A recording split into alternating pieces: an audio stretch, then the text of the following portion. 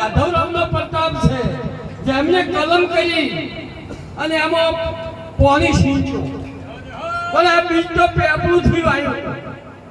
એટલે ધન્યવાદ તો એમને કહેવાય. અને જેમને આજ પણ એમની અમર ગાથા બોલેલી છે, એટલે આપણે એ નિમિત્તે આજ મળ્યા છે.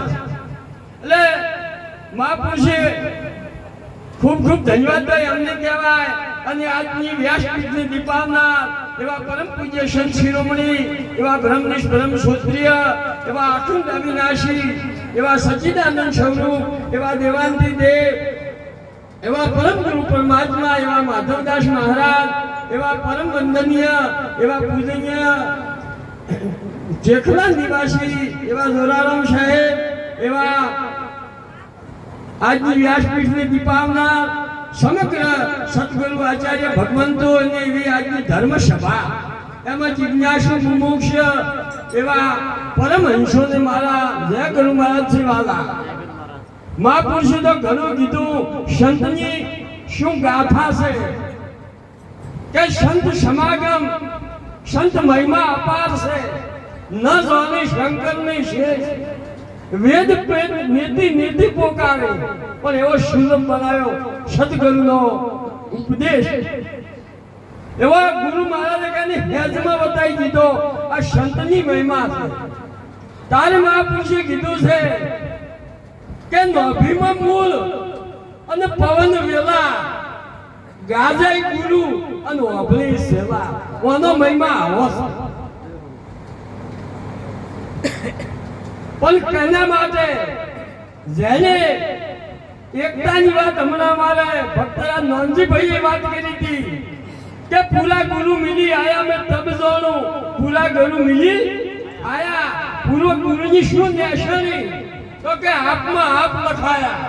મેં તબ જાણું પૂરા ગુરુ મિલી આયા. આપમાં વ્યાપ, વ્યાપમાં આપ, દૂજા ભ્રમ મિટાયા. હવે ભ્રમની વાત કે સત કહો તો હમે અસત આવે, એમ જ નક્કી ન થાય. દોયતા પણ છે.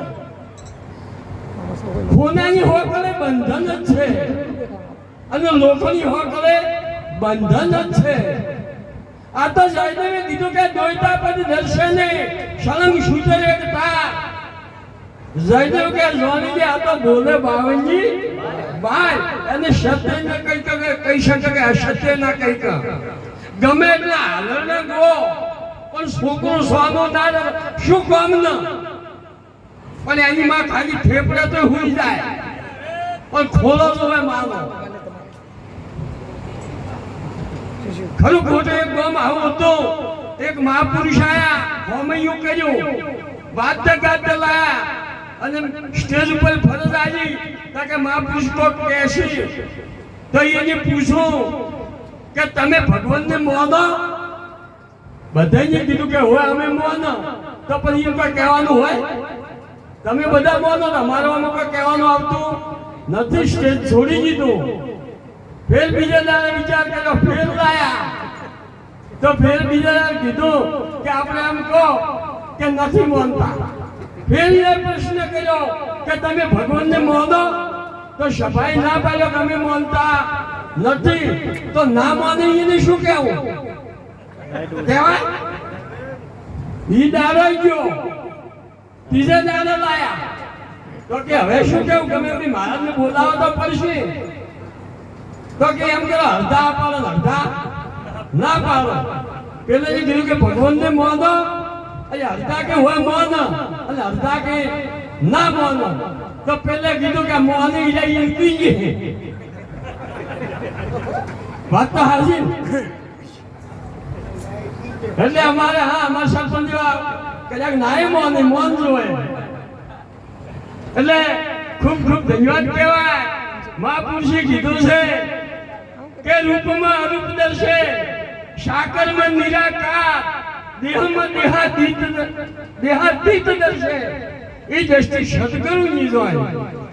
નામ રૂપ ગુણ આ તો દેહ તનો દરબાર, દેહાતીત દર્શે એ છે સાચો શણગાર.